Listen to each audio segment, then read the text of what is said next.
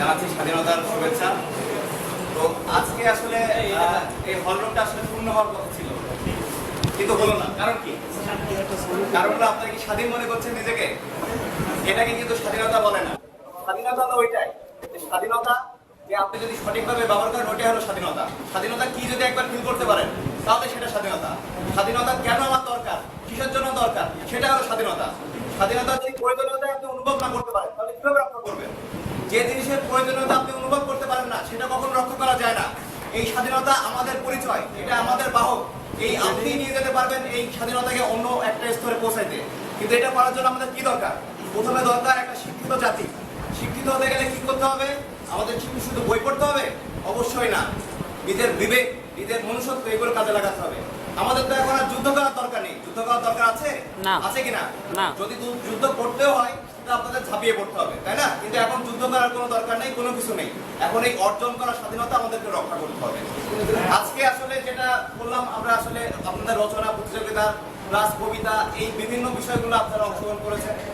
তো যেটা সবচেয়ে দুঃখজনক, আপনারা স্বাধীনতা বানানো অনেকে ভুল লিখছেন। এটা আসলে হওয়া উচিত না। এটা যদি আপনি বুকে হাত দিয়ে বলেন একজন একটা স্বাধীন দেশের নাগরিক হিসেবে আপনার লজ্জা পাওয়া উচিত। এই লজ্জাবোধ যদি শরীরের মধ্যে না জন্মায় তাহলে এই স্বাধীনতা রক্ষা করা যাবে না। এই জন্য কার কার আছে লজ্জাবোধ দেখি হাত তোলেন। আজকে থেকে কি? আজকে থেকে আমি বাংলা মায়ের সন্তান, বাংলা ভাষা শিখবো, বাংলা জানবো, তারপরে অন্য কিছু, তাই না? তো অলরেডি আমাদের স্যাররা অনেক ইতিহাস বলে গেছেন, অনেক কিছু বলে গেছেন। তো আসলে স্বাধীনতার পরে আমাদের প্রাপ্তিটা কি? যে আমরা যে স্বাধীন জাতি, আসলে আমাদের প্রাপ্তিটা কি? দেখেন, একটা সময় কি ছিল? একটা সময় আমাদের অনেক নিষ্পেষিত ছিলাম আমরা, আমাদের চাকরি বাকরির অনেক অসুবিধা ছিল। এটা কিন্তু এখন গ্লোবালে এখনো আছে। আপনি যদি বাইরের কান্ট্রিতে পড়াশোনা করতে চান তাহলে আমাদের এই দক্ষিণ এশিয়ার মানুষ হিসেবে আমাদের টিউশন ফি ডাবল। এটা কি জানেন কিনা কেউ? জি স্যার। এখনো কিন্তু আমরা বৈষম্যের শিকার। এই বৈষম্য কোন সময় আপনার কাছ থেকে দূরে চলে যাবে যদি আপনি এই বাংলাদেশকে সেই পর্যায়ে নিতে পারেন?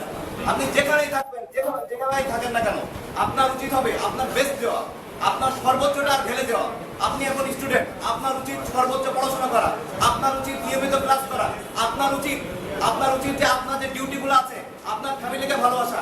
আপনি আপনার যদি ডিউটি পালন করেন তাহলে প্রত্যেকটা নাগরিক যদি এইভাবে চিন্তা করে যে আমার ডিউটি আমি পালন করব, তাহলে দেশ এগিয়ে যাবে। আর যদি আপনার মনে হয় না ও করবে, আমি করব না, এটা হবে না, সেটা হবে না, নিজেকে কখনো ছোট ভাববেন না। আপনি দেশের নাগরিক, আপনার অনেক যোগ্যতা আছে, আপনার সম্মান আছে, আপনার অধিকার আপনাকে খুঁজে নিতে হবে। যদি আপনি আপনার সম্মান, আপনার অধিকার আপনি খুঁজে না নিতে না পারেন তাহলে এখনো আপনি পরাধীন জাতীয় রয়ে গেছেন। আপনি পরাধীন, আপনি এখনো স্বাধীন হন নাই। তো আসলে আমি আর আমার বক্তব্য দীর্ঘায়িত করবো না, কারণ আমাদের স্যাররা অনেক ভালো বক্তব্য দিয়ে গেছেন। আমি শুধু এটুকুই বলবো, আজকে থেকে বুকে হাত দিয়ে বলেন যে আমরা বাঙালি, আমরা সবচেয়ে বীরের জাতি, আমরা সাহসী জাতি। এই বীরের জাতিকে আমরা আরো উপরের কোঠায় নিয়ে যাবো এবং আমার কাজ আমি করব, সঠিকভাবে করবো, আমার দায়িত্ব আমি সঠিকভাবে পালন করবো। তাহলে দেশ এগিয়ে যাবে, দেশ এগিয়ে যেতে বাধ্য। এবং সবসময় মনে রাখবেন, যে সিচুয়েশনে থাকেন, যেভাবেই থাকেন, সবসময় আল্লাহর উপরে ভরসা করবেন এবং দেশের কথা মনে রাখবেন যে আমার দেশ, আমার জাতি, আমার সবকিছু আমার মা।